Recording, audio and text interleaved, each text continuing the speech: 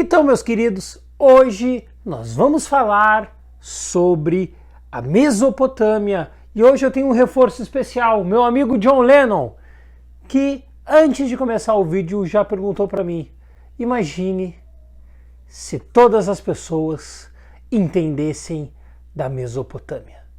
Isso foi horrível.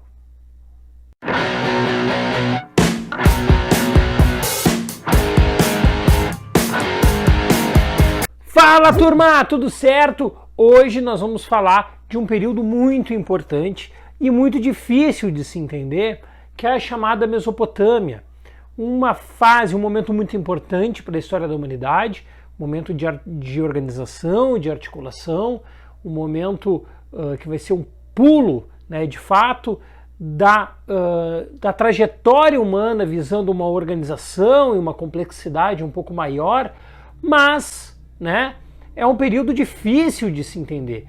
Ele é difícil de se entender por vários motivos, sobretudo pela dificuldade que a gente tem de compreender hoje um período tão distante, tão complexo, tão abstrato para a gente, e nós vamos tentar esclarecer, trazer luz para esse período, porque é um momento em que nós deixamos de fato a pré-história, começamos a história escrita, começamos organizações sociais de forma mais complexa, mais organizada, e é um momento em que a população consegue se organizar melhor. É uma fase fundamental para nós compreendermos. Primeiro ponto, é para nós entendermos o que é a tal da Mesopotâmia, é sabermos que ela significa, o termo dela. Mesopotâmia significa terra entre rios. Mesopotamos, de Mesopotamos, se deriva a palavra terra entre rios, então uma palavra de origem grega. Ponto fundamental para a gente entender é que a Mesopotâmia não era um país, não era um estado. A Mesopotâmia era apenas uma região. Era uma região e que ali naquela região ocuparam vários povos. A região onde era na época a Mesopotâmia, hoje é mais ou menos onde fica o atual Iraque. E naquela região vão ocupar vários povos ali, os assírios, os acádios, os sumérios, os caldeus, os babilônicos, enfim. É uma variedade ali de povos e que vão ocupar aquela região com alguma irregularidade ao longo da história, ou seja, em determinados momentos um povo se coloca em dominância ou em outros momentos isso fica mais flexível e outro povo vai avançando. Fato é que é uma região extensa, tu está observando aí a região no mapa, e ela fica entre rios. Preste atenção, meu camarada, muita atenção, olha no meu olho para tu nunca esquecer, e isso vai abrir portas para tudo que é tipo de prova que tu for fazer na tua vida. Fundamental para as sociedades antigas são os rios. Eu falei isso no vídeo anterior sobre a pré-história. Não se entende a trajetória humana da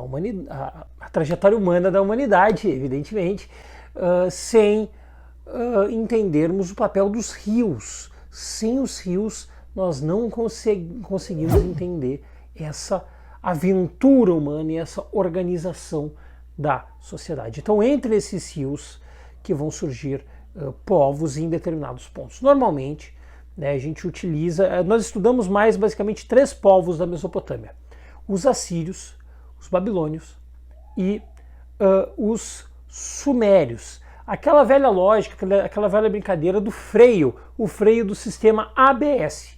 Em cima os assírios, ou seja, ao norte os assírios, os babilônios no centro e na região sul os sumérios. ABS, está aparecendo aí na tua tela, ABS. Inicialmente ali os sumérios vão ser os primeiros a ocupar a região sul, depois os babilônios vão ter uma predominância, enfim, mas a gente vai ver ao longo do vídeo como isso funciona mais ou menos. O principal que a gente precisa saber é que era uma região extremamente fértil, e essa fertilidade é o que vai fazer com que os povos eles consigam se organizar, eles consigam então ter um melhor domínio de produção, de plantação, um domínio mais complexo também da natureza e também da criação de gado. Isso vai ser fundamental. Esses dois rios, em razão das montanhas mais ao norte, que eram montanhas geladas, quando acontecia a primavera e o verão, acontecia a chamada cheia, né? As cheias dos rios Tigre e Rio Eufrates. Essas cheias tinham dois fatores, um positivo e o outro extremamente negativo. O primeiro ponto positivo é o fato de que deixavam essa terra fértil. Tudo que se planta cresce, como diz uma música gaúcha, e o que mais floresce é o amor, embora a gente vai ver que não florescia tanto amor assim, mas enfim. Tudo floresce, ou seja, tudo era muito fértil, mas tinha um lado ruim disso. O lado ruim é que essas inundações, elas inundavam literalmente toda a região. E aí esses povos da Mesopotâmia, eles vão começar a criar organizações no sentido de conseguir deter o avanço feroz desses rios, que eram importantes, eram fundamentais, mas eram agressivos quando aconteciam, né? Um outro ponto que o aluno às vezes comete uma confusão é entre Mesopotâmia e o Crescente Fértil. O Crescente Fértil e Mesopotâmia não são a mesma coisa. Isso é ponto fundamental, porque a Mesopotâmia ela é uma região, né, entre esses dois rios. E o Crescente Fértil ele vai dar conta de um espaço maior, que engloba o rio Tigre e Eufrates, sim, mas nós temos ali também o Rio Jordão e o Rio Nilo, no Egito. Então, nós podemos dizer que a Mesopotâmia está dentro do Crescente Fértil, certo? Mas o Crescente Fértil não está dentro da Mesopotâmia, porque o Crescente Fértil é mais amplo. Se nós dissermos, então, que a Mesopotâmia está dentro do Crescente Fértil, isso está correto, mas o Crescente Fértil é um conceito maior, não é a mesma coisa. E a gente chama, inclusive, de Crescente Fértil, porque é uma região extremamente fértil e que tem o desenho de uma lua, como tu está observando agora na tela, que vai englobar aí praticamente esses 4 rios. Então, um conceito um pouco mais amplo do que apenas a Mesopotâmia. E os povos da Mesopotâmia ocuparam aí a região até mais ou menos ali o ano de 539, aproximadamente, que é quando os persas dominam a região da Mesopotâmia, ou seja, os povos originários, entre aspas, da Mesopotâmia, eles ocuparam a região desde ali do período 4000 a.C. até esse período em que os persas acabam invadindo. Embora entre esses povos nós temos o fato de que uns dominavam mais e outros menos, dependendo ali do período, dependendo do contexto. Porém, embora esses povos eles sejam distintos, eles tinham uma característica fundamental, que era uma característica semelhante entre eles, o fato da sociedade, de todos eles serem sociedades estamentais, ou seja, era uma sociedade hierarquizada. Embora nós tenhamos formas distintas, em geral, nós podemos classificar da seguinte forma a hierarquia da sociedade da Mesopotâmia, ou melhor, das sociedades mesopotâmicas. No topo, então, estava o rei, né, que era tido como um representante dos deuses na terra, misturando muito a questão religiosidade com política, e a gente vai ver ao longo do vídeo como isso é fundamental para entender a legitimação dos poderes políticos dentro da Mesopotâmia, e isso é o que vai legitimar as hierarquias sociais e que vai legitimar esse desenho, né, essa pirâmide.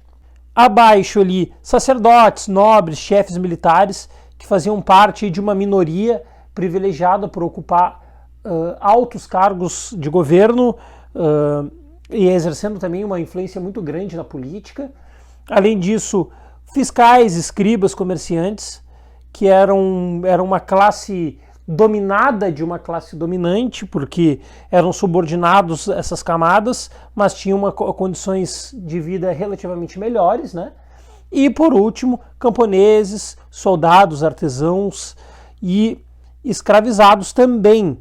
Normalmente os escravizados, eles eram ou prisioneiros de guerra ou pessoas que perderam sua liberdade por não conseguir pagar suas dívidas. Na economia, esses povos em geral eles faziam uma produção muito grande de milho e de cevada, eram duas culturas que se produzia bastante, além evidentemente da produção pecuária, com cabritos, carneiros, não só para a questão do consumo da carne, mas também para a produção de tecidos, né? Afinal de contas ali a produção de lã era fundamental nesse sentido. E a estrutura econômica, o modo, né, econômico que se tinha ali era o chamado modo de produção asiático. Olha para mim, presta bem atenção, olha nos meus olhos, para não cometer um erro, que é o seguinte: embora nós estejamos falando de uma sociedade que está ali na região da Ásia, chamada Ásia Menor, o modo de produção asiático ele se estende a outros povos, como, por exemplo, o Egito Antigo. Por que eu estou fazendo esse alerta? Porque tu pode associar modo de produção asiático à Ásia, o que até em tese não está errado. Só que esse modo de produção asiático ele não é exclusivo da Ásia. Por exemplo, o Egito fica na África e também se utilizava desse chamado modo de produção asiático. Então, embora o conceito a palavra resuma a Ásia, ele é um pouco maior, ele é um pouco mais largo. Beleza, senhor, mas o que é o modo de produção asiático? O modo de produção asiático, ele se dá da seguinte forma: é o Estado que comanda tudo. O Estado determina os ofícios, o Estado determina a produção, o Estado determina, enfim, toda a estrutura econômica passa pelo Estado. O Estado determina os impostos, o Estado determina as vendas, o Estado determina a compra. Tudo isso é estruturado pelo Estado e por suas lideranças. Ou essas lideranças eram locais, chefes locais, ou então eram lideranças religiosas, que também exerciam um papel muito grande neste modo de produção asiático. E dentro desse modo de produção asiático havia o comércio, né? Ou seja, havia um processo de compra e venda. O comércio ele acontecia ou entre si, ou seja, esses povos que estavam ali na Mesopotâmia ou eles comercializavam entre si ou com outros povos de fora da Mesopotâmia. Isso aconteceu, por exemplo, com os árabes, com os persas e com o Egito Antigo também há registros de comércio. O comércio aconteceu em duas fases. Em um primeiro momento nós tínhamos as trocas, o chamado escambo, ou seja, os excedentes eles eram trocados com esses outros povos, ou da segunda forma, que é quando aí surge a moeda. E aí sim há um processo de compra e de venda. Então são essas duas formas que a gente divide a produção econômica na Mesopotâmia. Em um primeiro momento com escambos e em um segundo momento aí sim com a troca, com a compra e com a venda de produtos. Outro ponto fundamental para nós entendermos esse comércio, porque tendo em vista que a produção econômica se dava muito na base da agricultura, ou melhor, praticamente tudo na base da agricultura, são as construções dos diques. Os diques eles têm como função não só o desvio de água, mas também a diminuição das chamadas cheias dos rios Tigre e do rio Eufrates. Vai ser a partir desses diques, né, então, que vai se conseguir estruturar a produção da agricultura naquela região. Ou seja, não é possível compreender e não é possível entendermos como que conseguiram se estruturar esses povos da Mesopotâmia se não for pela construção dos diques, que então vão ser fundamentais nesse processo.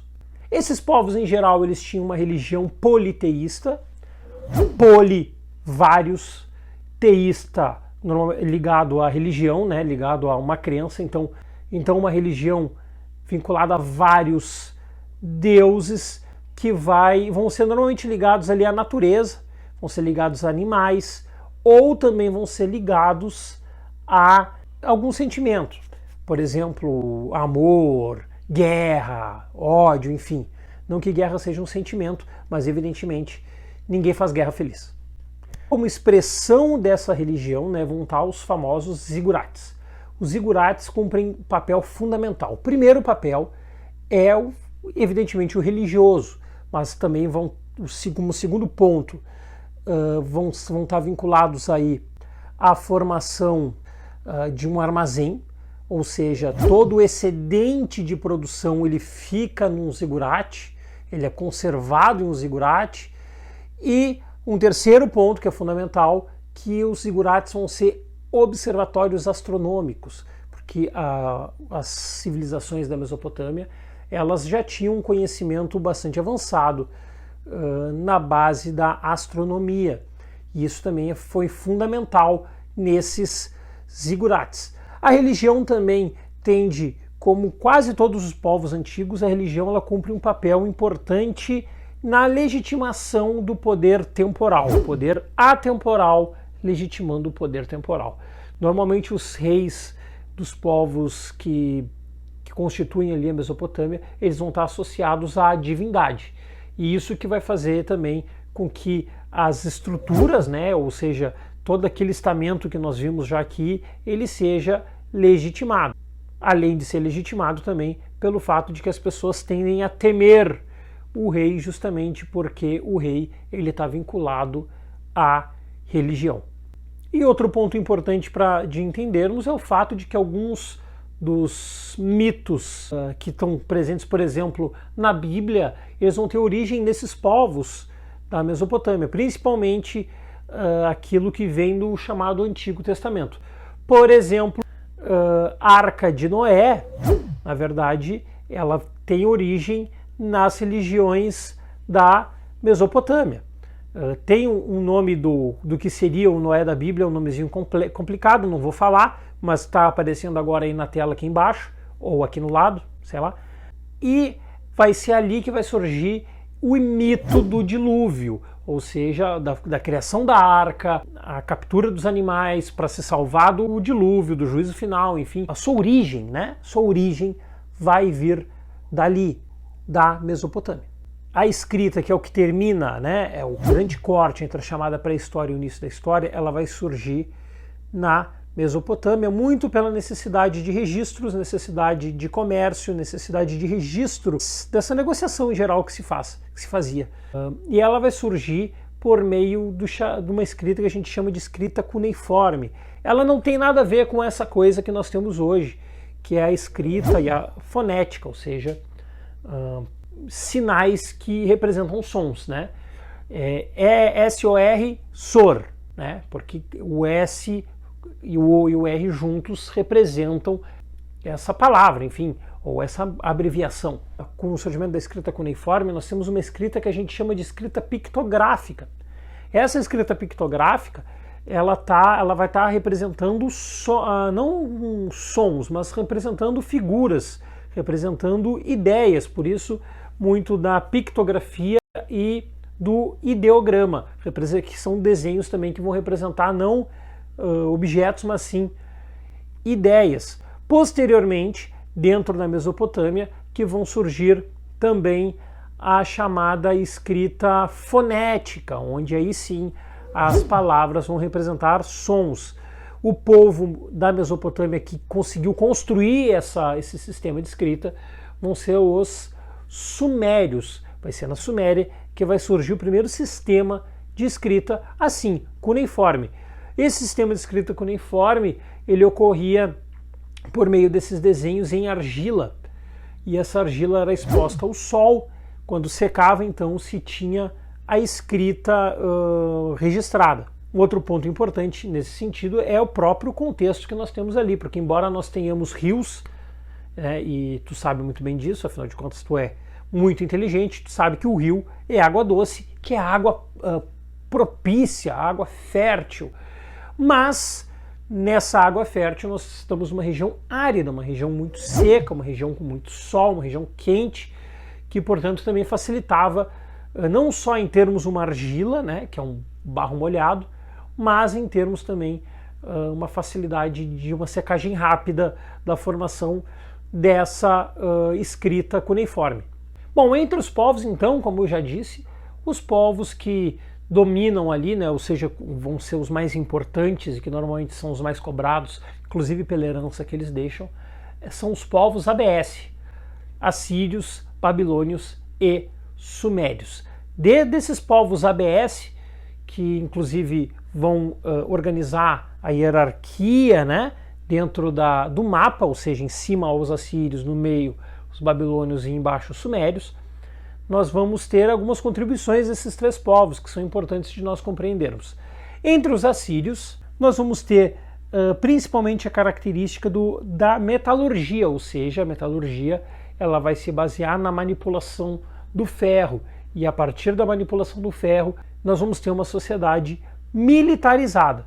E essa sociedade militarizada que é o que explica a formação desses povos. Na Babilônia, nós temos um ponto importante, fundamental para compreendermos, que é o chamado Código de Hammurabi.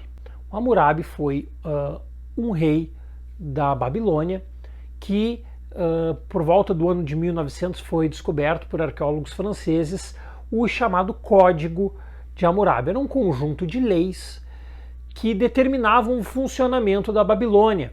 E ela era escrita numa pedra, era exposta, né, a todo o povo da Babilônia, de forma bastante clara, e dentro desse conjunto de leis, se não me falha a memória, 12, vão estar ali, sobretudo, a chamada Lei de Talião, Princípio de Talião. O Princípio de Talião determinava a paridade entre crime e punição. Por exemplo, se um determinado rapaz pegasse e furtasse determinada coisa, se cortava a mão dele. Coisas assim, bem de uma forma bastante violenta, pouco simpática, né, no mínimo, para dizer o mínimo. E embora também um ponto fundamental é que esse princípio de Talião, ele tinha um dispositivo curioso. Por exemplo, se um determinado crime fosse cometido por alguém da base da pirâmide, como um escravo, por exemplo, a punição era muito pesada. Se fosse cometido por um escriba, isso já diminuía. Se fosse cometido por um sacerdote, isso também, esse peso era menor. Então, é uma lei de olho por olho, dente por dente, mas ela olhava a quem? Ou seja, se a pessoa vinha de uma determinada estrutura social, pode ter certeza que sim. Essa punição seria mais violenta se viesse da base e mais suave se fosse de cima. Então não era bem um olho por olho e dente por dente. Isso variou bastante também. Mas o Código de Hammurabi é fundamental, ele cai com bastante frequência em provas e vestibulares, enfim. A galera do direito também estuda bastante, porque afinal de contas é um conjunto, o primeiro conjunto de leis mais ou menos organizados que nós temos relato e que vai estruturar toda a sociedade da Babilônia. Outro ponto, outra herança do povo da Babilônia vai ser na área da arquitetura, com os jardins suspensos da Babilônia, os jardins suspensos da Babilônia, que eram estruturas de arquiteto, né, altas, com 4, 5 andares. É claro, a herança dos povos da Mesopotâmia em termos de arquitetura, evidentemente que eles não conseguiam fazer aquelas coisas surreais que a gente vê no Egito, mas era uma arquitetura bastante sofisticada também para a época. Os jardins suspensos da Babilônia mostram isso não só pela arquitetura, mas pelo fato de que, como nós estamos numa região árida, numa região seca, uma região quase desértica, esses jardins, muitas vezes, para quem olhava de longe, parecia que o jardim ele estava flutuando, ele estava voando, porque em razão da similaridade ali entre o chão, né, seco com a estrutura arquitetônica que se tinha. E também a Torre de Babel, ou Torre de Babel, que também vai ser uma herança enorme aí, muito falada, presente na Bíblia, enfim, foi tema de novela, nome de novela, enfim, então bastante presente quando a gente fala de Mesopotâmia. E os sumérios, que vão nos deixar principalmente a questão da escrita, né? A escrita é fundamental para nós compreendermos os sumérios, e a invenção da roda. A invenção da roda, que vejam vocês, a invenção da roda parece uma coisa simples, mas nós tivemos, por exemplo, na América, como os Incas, por exemplo, uma civilização super complexa, super articulada, organizada, socialmente bastante rígida também, mas os Incas não conseguiram inventar a roda. Então parece às vezes uma invenção tão simples, né? Uma invenção tão básica que qualquer um dos povos antigos poderia fazer, afinal de contas é só uma coisa redonda, mas não foi bem assim. Isso surge com os sumérios, que além disso, é sempre importante destacar, eles vêm na região sul da Mesopotâmia e são os primeiros a ocupar a região. Os sumérios, eles largam na frente nesse sentido.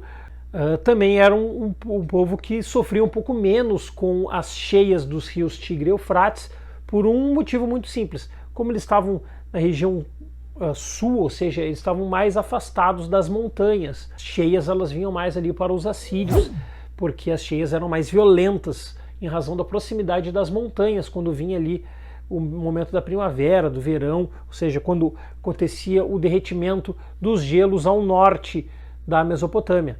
E em relação à arte, somando aí evidentemente tudo que a gente já falou na questão da arquitetura, nós vemos uma arte muito ligada à política, normalmente representando os reis ou representando a religião de uma forma bastante presente. Nós temos registros muito grandes, muito abundantes, por exemplo, do Hammurabi, né, que parece uma Paquita ao contrário, mas ele deixou deixou uma herança arqueológica bastante importante. E isso foi fundamental inclusive para nós conseguirmos alguma compreensão de como viviam esses povos. Certo, gente? Então, características gerais da Mesopotâmia. Não é um povo, mas sim uma região. Vários povos ali ocuparam. Em geral, nós destacamos 3 do sistema ABS, assírios, babilônios e sumérios. Eles todas as sociedades ali eram altamente hierarquizadas, a gente chama essa sociedade de sociedade estamental, ou seja, ela não se move. Nasceu pobre, morre pobre, nasceu filho de escriba, escriba será, é assim que funciona. A mobilidade social ela é praticamente nula, ela praticamente não acontece. Religião politeísta, em geral vinculada à questão da natureza. Nós temos aí uma economia baseada no modo de produção asiático, tudo pertence ao Estado, todo o funcionamento, distribuição de empregos, guarda de produtos excedentes, tudo baseado ao Estado e aos líderes do Estado. Do ponto de vista da economia também nós temos a questão do escambo presente, depois a questão da economia trocada, e isso vai funcionar, né, até mais ou menos o ano de 539, quando aí a região da Mesopotâmia vai participar do Império Persa, embora também tenha sempre presente que a região da Mesopotâmia ela deve tudo aos rios, mas ela não é sinônimo do crescente fértil. O crescente fértil maior, Mesopotâmia menor. Certo, gente? Espero que tenha ficado claro para ti algumas coisas. Se não ficou, comenta que a gente tenta esclarecer, certo? Valeu, super abraço!